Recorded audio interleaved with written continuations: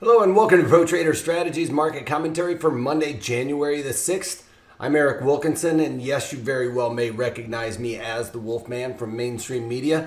I'm here to not only talk about the economic data and how that impacts the markets, but how we can implement options in order to take advantage of some of those market bias that we come up with.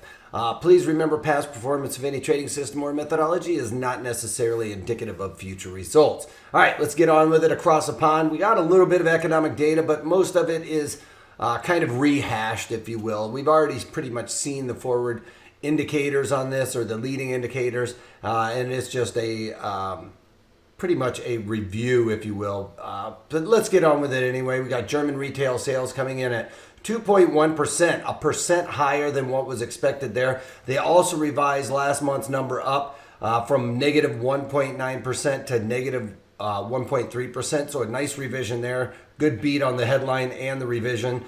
Then we get into our services PMI, which is Purchasing Managers Index. We've seen a lot of these stay above 50 because it's the service sector. And remember, over across the pond, Germany and France are the main manufacturing sectors. So the services for them isn't really going to make that much headway, really. But across the board, everything came in line or slightly above what was expected there. So positive, being above 50, expansion in the economy. One of the things we weren't expecting to see above 50 was the service PMI for Great Britain. That came in right at 50. It was expected to be 49, so a little bit better there. Then not really getting any economic data here in the United States. It being Monday, we usually see light economic data for us as well. Later on this week, we do get CPI out of Europe. Our ISM non-manufacturing, which is the service sector, that's all tomorrow there. And then some decent economic points coming out later on this week as well. So without further ado, let's get on with the overall markets. We've got crude oil in positive territory, but it almost feels like they blew off the top. Remember, now Friday we got a late crude oil inventories number, and it came in as a drawdown of 11 million barrels, expected to be a drawdown of like 3.5 million barrels. So a much bigger drawdown that caused crude oil to really rally. Plus we had all the tensions with the bombing of the Iranian general there. We did see the market come back off and settle below our Fibonacci there of 63.08. I would have to say that the 63 handle is really where that psychological level is, despite the fact that I've got it 8 cents higher on the Fibonacci. It's probably closer to 63 is where people are going to be really looking at for that line of delineation. But right now, slightly in negative territory. We would almost say that it's unchanged, but well off the highs as the market really blasted off overnight.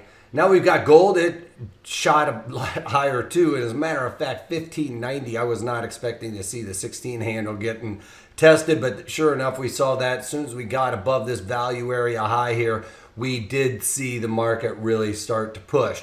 Now, that big move higher has caused or helped cause the volume node to spike a little bit higher. Now, we've talked about this point of control and me saying that I believe that the point of control is going to start shifting higher. It was way too low for where I believe that it should be, actually. So we're seeing that start to happen. We've seen the volume node shift higher.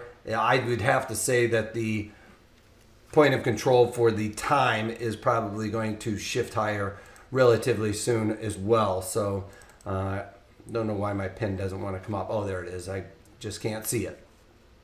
So this is where I'm talking about with the point of control down here. Let me throw up the white point of control. Both the time and volume were down here, and now we've seen at least the volume shift higher right into that 1500-ish area that I've been talking about. That's going to give support, as this means that price is being accepted at a higher level. That is pretty bullish, although this chart set up today is starting to look like maybe we've blown the top off and start looking for a bit of a retracement back down to this 1533 area. At least cover this gap that we've got going on there. As you can see, we gapped out to the upside this morning, and then those shorts basically look like they kind of puked it out. That's been a signal as a top there. And then we move over to the bonds. The bonds are starting to see some weakness after starting out above the 50-day moving average. We are starting to break that bearish trend. As you can see, we've gotten above the 9-day moving average. All of the indices on these are starting to move higher, and I think that we're going to break out of this. Despite the fact that we are still seeing lower lows and lower highs, I think this market wants to migrate back to that 160 handle. We do have a couple Fed governors speaking later on this week that will give us a little bit more insight to that. I think that they're going to say more of the same, where we are not going to raise interest rates or let alone lower them. Definitely not raising them. They might lean toward lowering them, and that might be in the form of non-quantitative easing. All right, VIX is in higher territory or in positive territory, despite the fact that we do look like our chart is a little funky here. We blasted off this morning.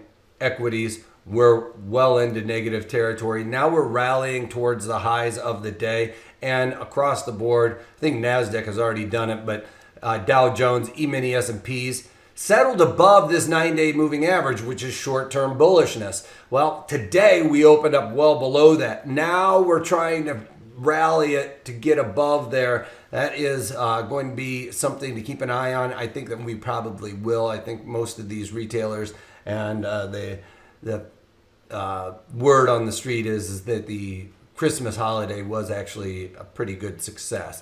But we do have the Dow Jones in negative territory right now. NASDAQ leading the way, leading the charge into positive territory, up 21 points. And you can see earlier today opened up and now on the highs and above that 9-day moving average I was talking about. E-mini S&Ps might be above that 9-day moving average right now, albeit maybe just slightly. Pretty much unchanged on the day. And we'll see on the 30-minute chart here how the overnight gapped lower. Overnight inventory was very short. Today, we flushed them out and actually covered that gap from the opening. So we can see that even the day session was gapped lower, but we have covered that gap there. And feels like there is a lot of bullishness going on out there in the markets.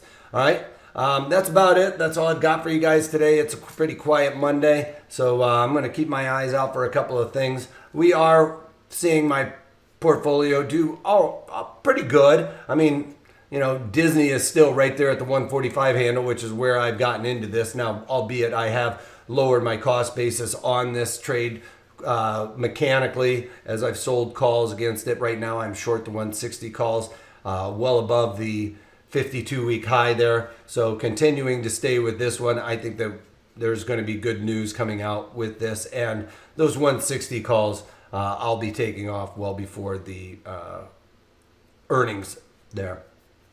All right, gold. This is that chart. I have GLD on, and remember, I have on a bearish risk reversal on this. So that 148 handle, I wasn't really expecting to get tested. We have had the whole paradigm move higher here already in GLD with the point of control for the time and the volume shifting higher to that 141.5 area. So price being accepted higher, this has probably also caused some of those shorts to be on their heels and maybe have puked out on this high as we tested that value area high. I do expect gold to start rolling back over. I think it's just a little overdone to the upside, so I'm going to stay in that GLD trade.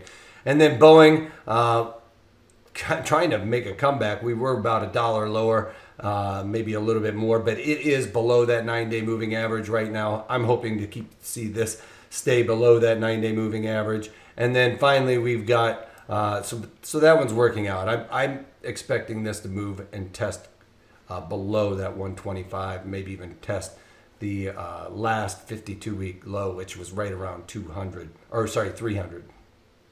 All right. Oh, Activision, was just keeping an eye on this one. I think I wanted to talk about McDonald's. McDonald's is through my short calls right now, but remember, I am long McDonald's at 200. I got short the 200 calls because I was staying mechanical. I've lowered my overall cost basis on this trade where I got long last earnings call. Last earnings, I got long this, and I was long at 200. I've lowered my cost basis over that time by about $4. So 196 is my break even. Yes, this is blasting above, but trying to get out of this McDonald's. So I'm happy to have gotten out at 200. Still have 11 days left to see how those short calls work, to see if this gets called away from me. But at this point, I'm happy with the position. All right, that's about it. Check out, this week we're not doing a webinar, but check out Wealth Summit 365. I've been putting out a couple of links. It is a week long of different teachers in the field of finance. They're going to be talking about everything from forex to options and how to chart. So check it out. You can find one of your favorite presenters there at Wealth 365. Make sure you do /Wolfman on that. All right. So if you can't take that, take it easy.